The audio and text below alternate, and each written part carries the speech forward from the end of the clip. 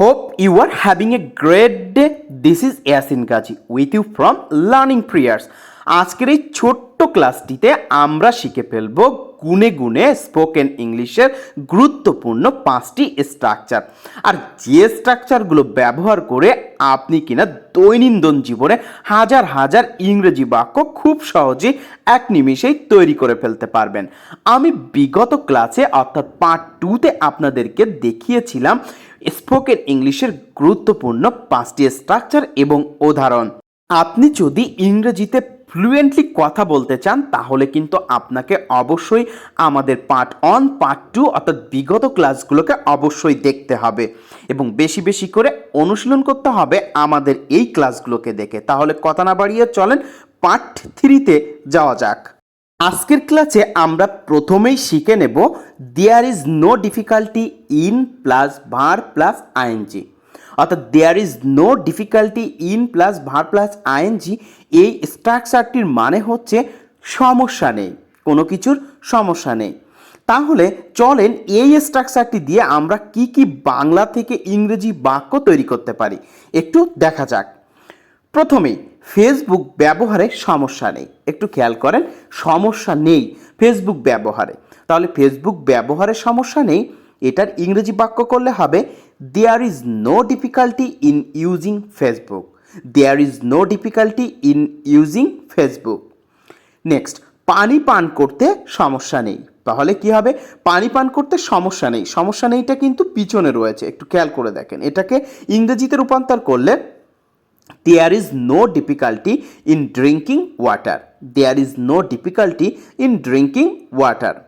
Television দেখতে সমস্যা নেই। তাহলে কি হবে? টেলিভিশন দেখতে সমস্যা নেই, there is no difficulty in watching television. There is no difficulty in watching television. রুটি বানাতে কোনো সমস্যা নেই, সমস্যা নেই রয়েছে যেহেতু, তাহলে there is no difficulty in making bread. There is no difficulty in making bread. Rangamati ঘুরতে যেতে কোনো সমস্যা নেই। রাঙামাটি ঘুরতে যেতে কোনো সমস্যা নেই, এটার ইংরেজি বাক্য হবে there is no difficulty in visiting Rangamati. There is no difficulty in visiting Rangamati. ইংরেজি ক্লাসে উপস্থিত হতে কোনো সমস্যা নেই। ইংরেজি ক্লাসে উপস্থিত হতে কোনো সমস্যা নেই, এই সমস্যা নেই বাক্যটি তাহলে আমরা এক্ষুনি ইংরেজিতে করে ফেলবো there is no difficulty in attending English class. There is no difficulty in attending English class. তার সাথে কথা বলতে কোনো সমস্যা নেই। There is no difficulty in talking him. There is no difficulty in talking him. গান করতে কোনো সমস্যা নেই, তাহলে কি হবে? There is no difficulty in singing song. There is no difficulty in singing song. এই রাস্তায় হাঁটতে কোনো সমস্যা নেই। There is no difficulty in walking in this road. There is no difficulty in walking in this road. There is no difficulty in walking in this road. এই রাস্তায় হাঁটতে কোনো সমস্যা নেই। এখন আপনার কিসে কিসের সমস্যা নেই এক্ষুনি সেটা খাতায় লিখে ফেলুন এবং ইংরেজিতে কনভার্ট করে অনুশীলন শুরু করে দিন। আমরা 2 নম্বর স্ট্রাকচারে দেখব as plus adjective plus as. As plus adjective plus as মানে হচ্ছে কোনো কিছুর মতো অর্থে প্রকাশ করে, কোনো কিছুর মতো অর্থ প্রকাশ করে। তাহলে as plus adjective plus as দিয়ে আমরা কোন ধরনের বাংলা থেকে ইংরেজি বাক্য করতে পারি বা কোন ধরনের বাক্য ব্যবহার করতে পারি চলেন দেখা যাক। প্রথম উদাহরণে করিম রহিমের মতো ভালো। করিম রহিমের মতো ভালো, একটু খেয়াল করে দেখেন। তাহলে Karim is as good as Rahim. Karim is as good as Rahim. রহিমের মন সাগরের মতো বিশাল। রহিমের মন সাগরের মতো বিশাল। Rahim's heart is as big as ocean. Rahim's heart is as big as ocean. তার ব্যক্তিত্ব পানির মতন সস্তা। His personality is as cheap as water. His personality is as cheap as water. Suman শিয়ালের মতো চালাক। Suman is as clever as fox. Suman is as clever as Fox. গণিত পরীক্ষা সাপের মতো ভয়ঙ্কর। গণিত পরীক্ষা সাপের মতো ভয়ঙ্কর। Math exam is as dangerous as snake. Math exam is as dangerous as snake. সে হাতির মতো মোটা। He is as fat as elephant. He is as fat as elephant. Mobile কম্পিউটারের মতো উপকারী। মোবাইল কম্পিউটারের মতো উপকারী এর ইংরেজি বাক্য হবে mobile is as helpful as computer. Mobile is as helpful as computer. একটু মাথায় রাখেন যে একটু খেয়াল করেন অ্যাজ প্লাস অ্যাজের মাঝখানে কিন্তু এই প্রত্যেকটি শব্দটিকে আমরা অ্যাডজেক্টিভ হিসেবে ব্যবহার করছি। সে হোসাইন বোল্টের মতো দ্রুত দৌড়ায়, তাহলে মতত্ব প্রকাশ করছে। তাহলে he runs as fast as that of Usain Bolt. He runs as fast as that of Usain Bolt. Mamun রাজার মতো সুখী। Mamun is as happy as a king. কাপড়টি পাতার মতো সবুজ। The dress is as green as leaf. এখন আর কোনো কিছু মতো অর্থ দিয়ে বা ইংরেজি বাক্য করা যায়, আপনারা এক্ষুনি সেটার অনুশীলন শুরু করে দিন এই ক্লাসটি দেখে, এবং এই ক্লাসের কোন কোন বাক্যগুলো আপনাদের কাছে বেশি ভালো লাগছে, কোন কোন স্ট্রাকচারটি বেশি ভালো লাগছে সেটা কমেন্টে জানান। তো আমরা 3 নম্বরের স্ট্রাকচারে আজকের ক্লাসে আপনাদেরকে দেখাবো I like the way plus subject plus verb. এই স্ট্রাকচারটি I like the way plus subject plus verb, এটির অর্থ হচ্ছে কোনো পদ্ধতি পছন্দ করা, কোনো পদ্ধতিকে পছন্দ করা। তাহলে বন্ধুরা চলো দেখা যাক I like the way plus subject plus verb এই স্ট্রাকচারটি দিয়ে আমরা কোন ধরনের ইংরেজি বাক্যে ব্যবহার করতে পারবো। এই স্ট্রাকচারটিকে দিয়ে আমরা কি কি বাক্য তৈরি করতে পারবো চলেন দেখা যাক। প্রথম উদাহরণে আমি তার ইংরেজি শেখানোর পদ্ধতি পছন্দ করি। আপনার কোনো পদ্ধতি পছন্দ হতে পারে, তাহলে আমি তার ইংরেজি শেখানোর পদ্ধতি পছন্দ করি। I like the way he teaches English. I like the way he teaches English. আমি তোমার কথা বলার ধরন পছন্দ করি না। আমি তোমার কথা বলার ধরন পছন্দ করি না, এটা দেখেন ধরন রয়েছে, তাহলে কি হবে I don't like the way you talk. I don't like the way you talk. তুমি তার সাথে যেরকম আচরণ করো সে সেটা পছন্দ করে না। তুমি তার সাথে যেরকম আচরণ করো সে সেটা পছন্দ করে না। তাহলে দেখেন পছন্দ করার এবং না করার পদ্ধতি কি ওয়েটা রয়েছে, তাহলে আমরা এটার জন্য ইংরেজি বাক্য করতে পারি হি ডাজ নট বা he doesn't like the way you treat him. He does not like the way you treat him. সে তোমার রান্নার ধরন পছন্দ করে। She likes the way you cook.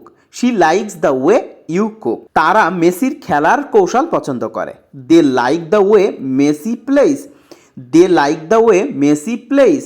আমি তৌহিদ আফ্রিদির ভিডিও বানানোর ধরন পছন্দ করি, তাহলে কি হবে I like the way Touhid Afridi makes YouTube video. I like the way Touhid Afridi makes YouTube video. আমি তোমার পণ্য বিক্রি করার পদ্ধতি পছন্দ করি। I like the way you sell products. I like the way you sell products.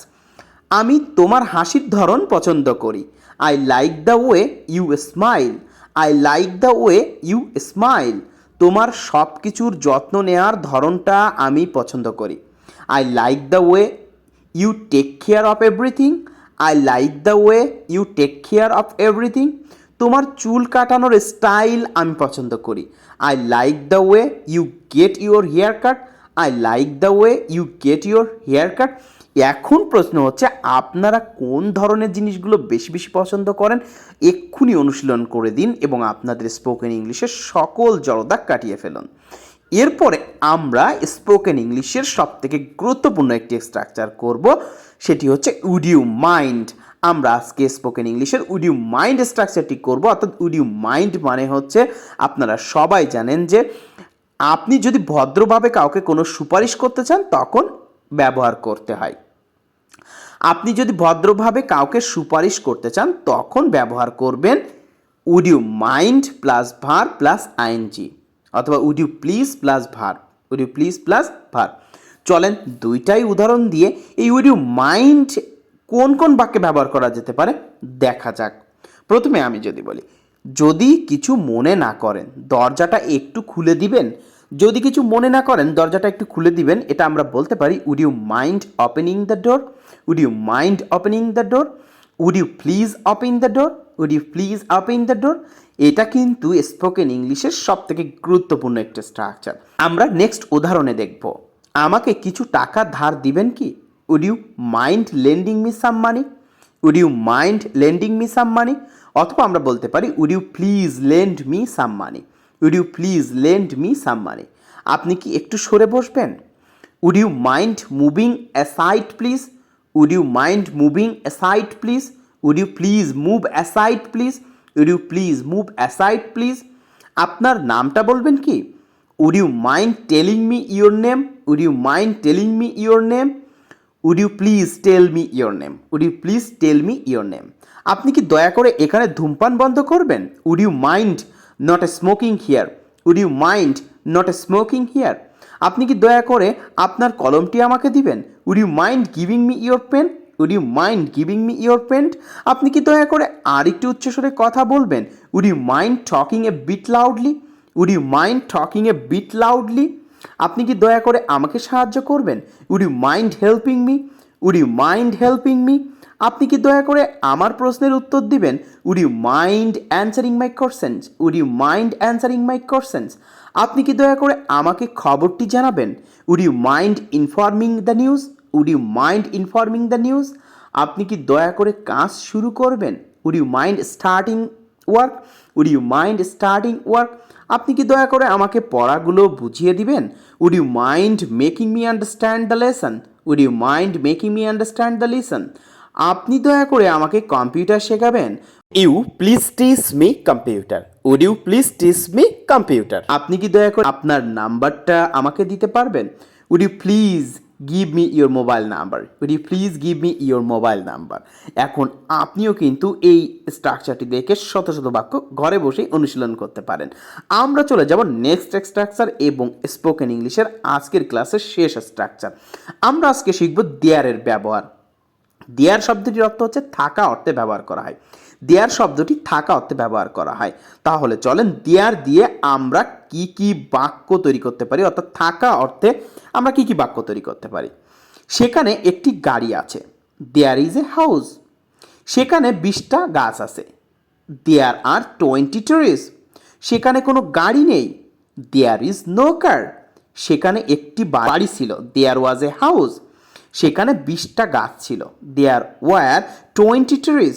সেখানে কোনো বাড়ি ছিল না। There was no house. এবার দেখেন এই থাকা অর্থে কিন্তু আমরা দেয়ারের পরিবর্তে হ্যাভ অ্যাজ হ্যাডও ব্যবহার করতে পারি। তবে দেয়ারের ক্ষেত্রে একটু খেয়াল করেন এবং হ্যাভ অ্যাজ হ্যাডের ক্ষেত্রে একটু খেয়াল করেন। আমার একটা গাড়ি আছে। I have a car. আমাদের কোনো গাড়ি নেই। We have no car. আমার একটি গাড়ি ছিল। I had a car. আমাদের কোনো গাড়ি ছিল না। We had no car. তার একটি গাড়ি হবে। He will have a car. সুমির কোনো গাড়ি হবে না। Sumi will have no car. Sumi will have no car. একটু খেয়াল করেন দেয়ার এবং হ্যাভ অ্যাজ হ্যাডের ক্ষেত্রে যে থাকাটা, তা আশা করি আপনার উদাহরণের মাধ্যমেই বুঝে গিয়েছেন। তো বন্ধুরা, আজকের এই ক্লাসটি তোমাদের কাছে কেমন লাগলো অবশ্যই কমেন্টে জানাবা। আর প্রতিনিয়ত স্পোকেন ইংলিশের এরকম গুরুত্বপূর্ণ ক্লাস পেতে আমাদের ইউটিউব চ্যানেলটিতে সাবস্ক্রাইব করবা। আর অবশ্যই বেশি বেশি করে আমাদের এই ক্লাসগুলো তোমাদের টাইম লাইনে শেয়ার দিয়ে রাখবা, যাতে করে তোমাদের টাইম লাইনে থাকা বন্ধুরাও ওই ক্লাসগুলো দেখে উপকৃত হতে পারে। তোমাদের সাথে কিন্তু আবারও দেখা হবে নেক্সট ক্লাস, অর্থাৎ ক্লাস 4-এ আবারও এরকম স্পোকেন ইংলিশের গুরুত্বপূর্ণ স্ট্রাকচার নিয়ে। ততক্ষণে তোমরা সবাই ভালো থাকবা, সুস্থ থাকবা। আজকের মতন এখানেই, আল্লাহ হাফেজ।